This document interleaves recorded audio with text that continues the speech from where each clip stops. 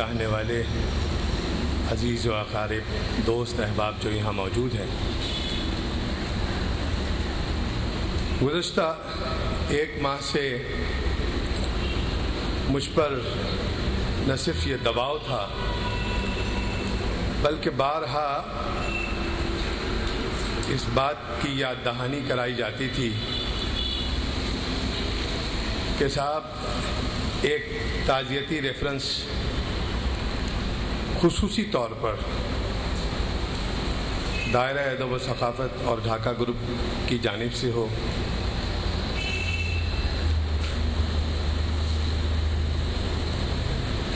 دل نہیں مانتا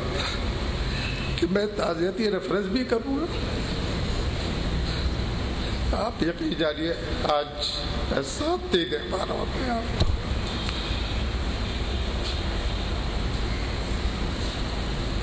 وہ شخصیت جو 35 برس سے میرے ساتھ تھی، ایک سرپرست، ایک دوست، ایک بھائی،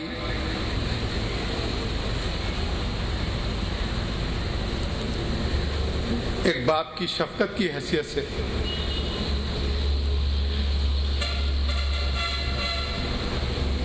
عزیز کی حیثیت سے میں کیا کیا کہوں آپ سے۔ اتنا ضرور کہوں گا کہ اس 35 برس میں اگر آپ کوئی دوستی کا حوالہ دینا چاہیں، اگر کوئی شفقت کا حوالہ دینا چاہیں، اگر کسی رشتے کا حوالہ دینا چاہیں، تو اس 35 برس میں کوئی ایک لمحہ ایسا نہیں کہ جب کبھی صابر بھائی مجھ سے ناراض ہوئے ہوں یا میں ان سے کبھی کسی بات پر خفگی کا اظہار کیا ہوں۔ مطلب یہ اس شخصیت کا ایک، اور یہ مجھ سے میرے ساتھ نہیں، میں سمجھتا ہوں اس 35 برس میں اس شہر کراچی میں کوئی ایک شخص نہیں کہہ سکتا کہ میری کبھی صابر بھائی سے کسی بات پہ خفگی ہوئی۔ یہ ایک عجیب مزاج تھا۔ میں بہت کوشش کرتا ہوں، لیکن کہاں زاوید نظامی صاحب اور کہاں اظفر رضوی صاحب۔ شاد نے کہا، شاد عظیم آبادی کا یہ مصرع کہ ڈھونڈو گے مجھے ملکو ملکو، ملنے کے نہیں نایاب ہے ہم۔ کوئی شک نہیں کہ وہ شخص نایاب ہے۔ میں گزشتہ 30 برس سے جب ڈھاکہ گروپ آف انسٹیٹیوشنز کا آغاز ہوا، اس لمحے سے آج تک انہوں نے بالخصوص تعلیم کی آبیاری اور نوجوانوں سے جو محبت اور شفقت کا، یہاں جتنے بھی آج اس شہر کے نوجوان یونیورسٹیز کے، کالجز کے، اسکول کے، سب کی نمائندگی آج یہاں ہو رہی ہے، جو یہاں آئے ہیں ان کی محبت میں۔ میں سمجھتا ہوں کہ کوئی لمحہ ایسا نہیں ہوتا تھا کہ جو تربیت کا ایک حوالہ بن کر صابر نظامی صاحب نہیں، کوئی بھی محفل ہو، کوئی بھی مجلس ہو، کوئی کلاس روم ہو، کوئی اسپورٹس کی ایکٹیویٹی ہو رہی ہو، لیکن ایک تربیت کا نہ ختم ہونے والا حوالہ ہمارے ہر دل عزیز، ہمارے سرپرست، آپ یقین جانیے ان کے انتقال کے دن سے لے کر آج تک میں ابھی تک اپنے آپ کو کمپوز نہیں کر پایا، اور یہی وجہ ہے میں آج اقرار کرتا ہوں کہ جو تسلسل کے ساتھ ماہانہ تقریبات ہوتی تھی، اس میں جو ایک ٹھہراؤ آیا ہے وہ صرف صابر بھائی۔ میری ہمت نہیں ہوتی کہ میں کیا کام کروں اور کیسے کروں اور کہاں سے شروع کروں اور کیسے لے کر چلوں اسے، لیکن آج کہ اس جلسے میں یہ عہد کرتا ہوں کہ انشاءاللہ ان کا مشن ہمیشہ اسی عزم کے ساتھ، اسی حوصلے کے ساتھ میں کوشش کروں گا کہ میں اسے ساتھ لے کر چلوں، لیکن مجھے یقین ہے کہ آپ تمام احباب اس سلسلے میں نہ صرف میری سرپرستی فرمائیں گے، کیونکہ یہ تازہ تصویر گزشتہ سال کے تقریری مقابلے کی تھی، جس میں جب میں اس تصویر کو دیکھتا ہوں تو میں اپنے جذبات پر قابو، ان کے برادر محترم بھی بیٹھے ہیں، ان کی ہمشیرہ بھی بیٹھی ہیں، دوست احباب بھی بیٹھے ہیں، لیکن جتنا بھی آج کچھ کہہ لیجئے ان کے لیے، لیکن بس اصل مقصد ان سے محبت کا ہم دعویٰ اگر کرتے ہیں تو اس کا طریقہ کار یہی ہوگا کہ ان کے مشن کو ہم لے کر آگے بڑھیں، اور شہر کراچی میں جو بنیادی طور پر جو تعلیم و تربیت کا ایک معیار قائم کرنا جو ان کا مشن ہے، اس مشن کو انشاءاللہ تعالی ہم نہ صرف لے کر آگے بڑھیں گے بلکہ ثابت کریں گے۔ آپ یقین کیجئے، آج یہ باتیں ہو رہی تھی، کل جب کیونکہ ہر کسی نوجوان کی کوئی اچھی خبر تو بس صابر بھائی وہ ایک جو خوشی اور کا اظہار کرتے تھے، کل صبح میرے پاس، حالانکہ جب کوئی اس قسم کے سرکاری ٹیلی فون اور نوجوانوں کے حوالے سے آتے تھے تو میں ایک لمحہ نہیں لگاتا تھا، کل صبح کراچی یوتھ اسمبلی سے اور تقریری مقابلے سے کالج کیٹیگری کے 4 نوجوانوں کو پرائم منسٹر ہاؤس 14 اگست کے پروگرام میں بلانے کے لیے مجھے حکم ملا کہ 4 نام تجویز کیجئے۔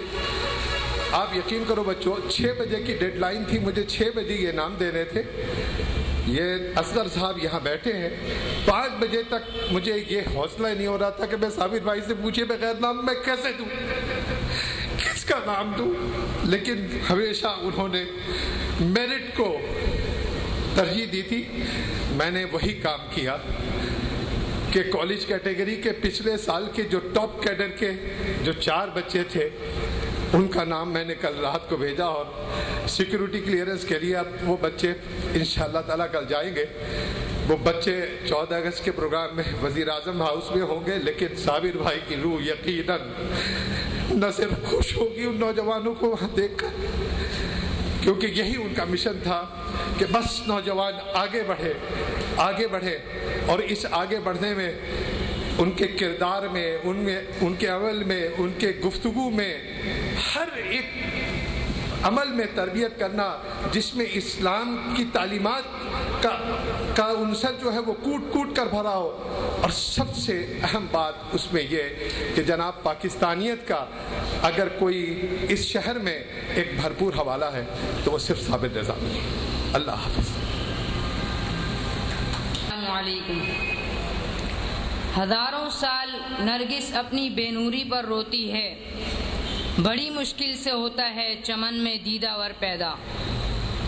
صابر نظامی صاحب مرحوم کسی تعارف کے محتاج نہیں، ان کی ہر شعبے میں بے پناہ خدمات ہیں۔ وہ صرف ڈھاکہ گروپ کے طلباء کے استاد نہیں تھے، بلکہ کل کراچی تقریری مقابلوں کے بعد وہ کراچی کے تمام اسکولز، کالجز اور یونیورسٹیز اور تمام مدرسے کے طلباء کے بھی استاد تھے۔ ان کی دوربینی نگاہیں ہر طالب علم پر ایسی ہوتی تھیں جیسے ایک ہمدرد اور شفیق باپ کی نظر میں اپنی اولاد پر پڑتی ہے۔ ان کی وفات کی خبر پوری کراچی میں بجلی بن کر گری، اور میرے والد صاحب کے منہ سے جو پہلا جملہ نکلا وہ یہ تھا کہ بیٹا آج آپ ایک انتہائی ہمدرد، بے لوث خدمت کرنے والے اور شفیق استاد اور روحانی باپ سے محروم ہو گئے۔ ہم سب کو ان کی جدائی کا صدمہ اور دکھ ہے۔ ہم سب طلباء و طالبات، اساتذہ اور کراچی یوتھ اسمبلی کے ممبران اس غم میں برابر شریک ہیں۔ اس بات کے لیے تیار ہی نہیں تھی قطعاً کہ آج میں اپنے شفیق استاد کے لیے کچھ کہہ سکوں، لیکن میری والدہ چونکہ میری عادت سمجھتی ہیں کہ میں اکثر موقع پہ بولنے کے بجائے نہیں بول پاتی جذبات کی وجہ سے، لیکن گھر جا کے اور اس کے بعد تقریب کے کافی عرصے تک میں اس چیز کا افسوس کرتی رہتی ہوں۔ تو میری والدہ نے آج مجھ سے کہا کہ اگر آج تم اس عظیم شخصیت کے لیے کچھ نہیں بولو گی تو مجھے یقین ہے کہ تمہارا یہاں آنا بھی بیکار جائے گا اور تم گھر میں بھی بہت عرصے تک افسوس کرتی رہو گی، بلکہ بہت عرصے تک نہیں، ساری زندگی۔ صابر نظامی سر مجھ سے اکثر کہا کرتے تھے جب میں نے یہ جانا کہ وہ وکالت پڑھے ہوئے ہیں، LLB کرے ہوئے ہیں، تو میں نے ان سے ایک دفعہ کہا کہ سر مجھے وکالت پڑھنے کا بہت شوق ہے، لیکن مجھے کیونکہ میں اعتزاز حسن چونکہ میرا آئیڈیل میں ان تک تو نہیں پہنچ سکتی، تو میں چاہتی ہوں کہ مجھے کوئی ایسا شخص رہنمائی دے جو خود بہت زیادہ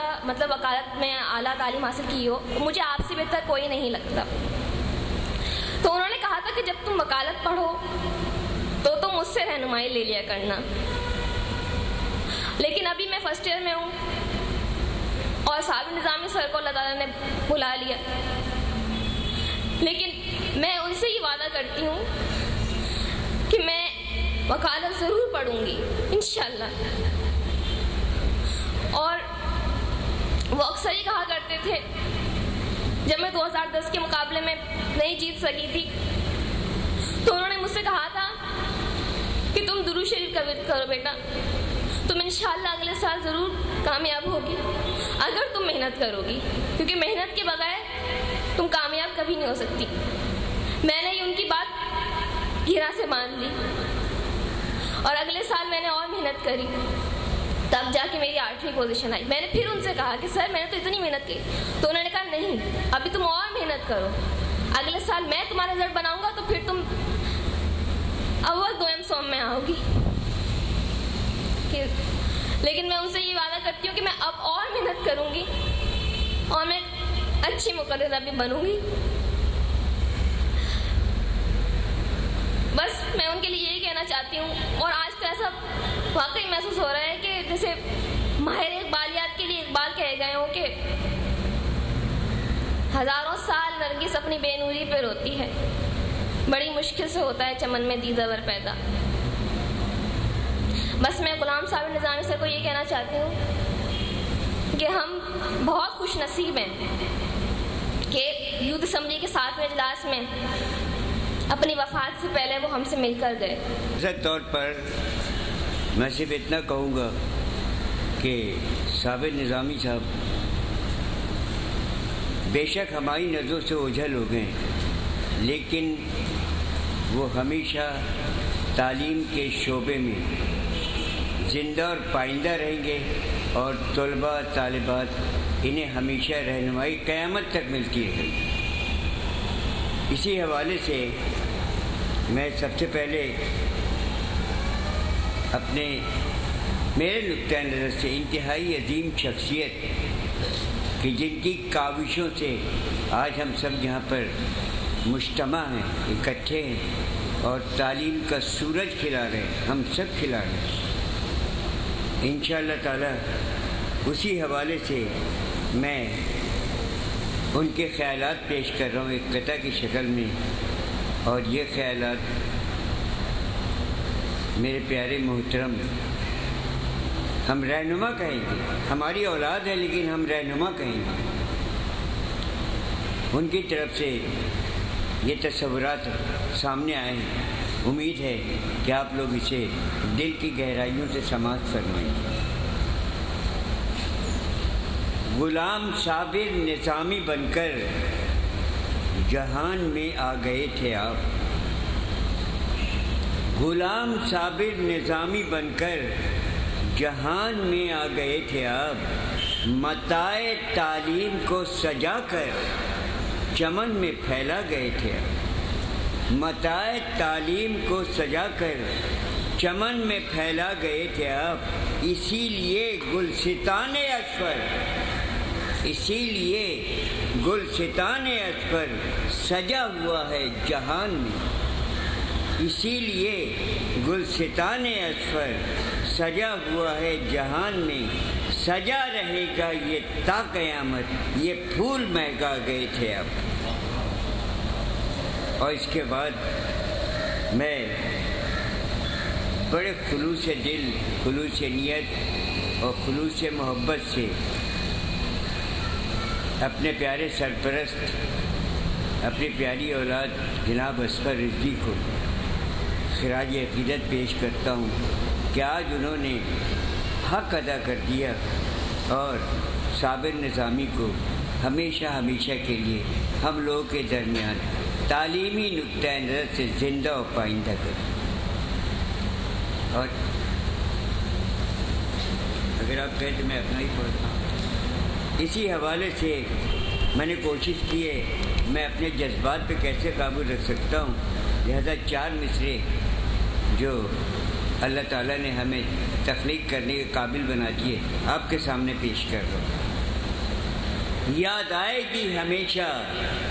تقدیس سے خوش کلامی، یاد آئے گی ہمیشہ تقدیس سے خوش کلامی، انسانیت کے منہ پر چمکے گی علم دانی، انسانیت کے منہ پر چمکے گی علم دانی، روشن رہے گی برق تعلیم کی جوانی، روشن رہے گی برق تعلیم کی جوانی، خواجہ حسن نظامی، خواجہ حسن نظامی۔ اور اس کے بعد میں آپ سے اجازت چاہوں گا اور اللہ سے دعا کروں گا کہ خواجہ حسن نظامی کی محبت اور خلوص رہنمائی ہمیشہ ہمارے ساتھ ہے۔ کیونکہ آج کا دن ایک اچھے دوست، ایک اچھے ساتھی،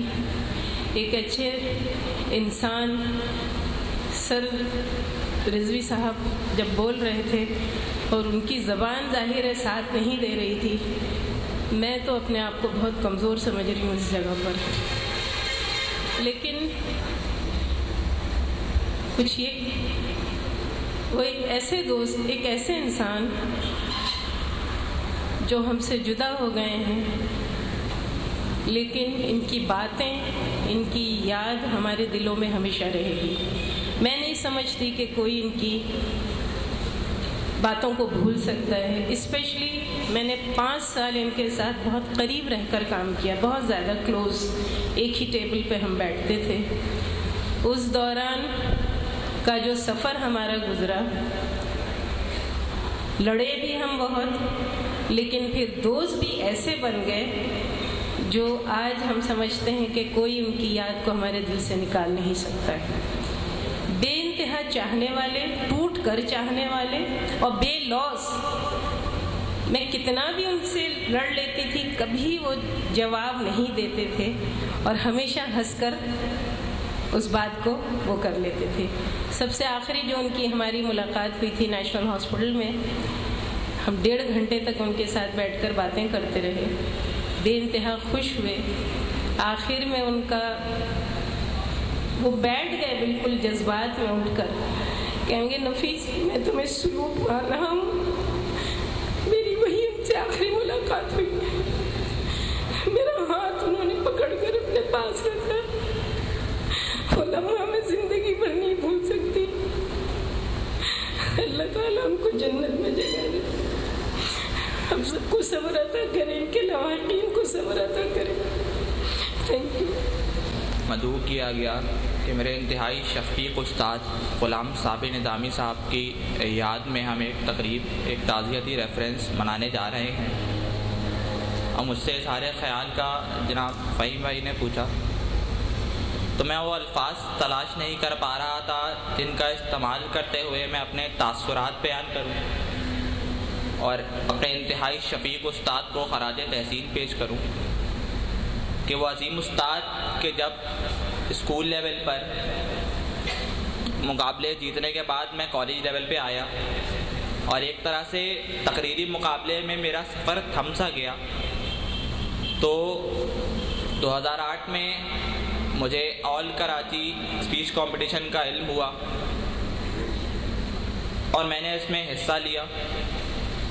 میری ملاقات اس وقت اس عظیم ہستی جناب غلام صابر نظامی مرحوم سے ہوئی. مجھے اپنی اسپیچ کے بعد جب میں واپس آیا تو انتہائی پرجوش انداز میں، انتہائی شفیق انداز میں، ایک روحانی باپ کی حیثیت سے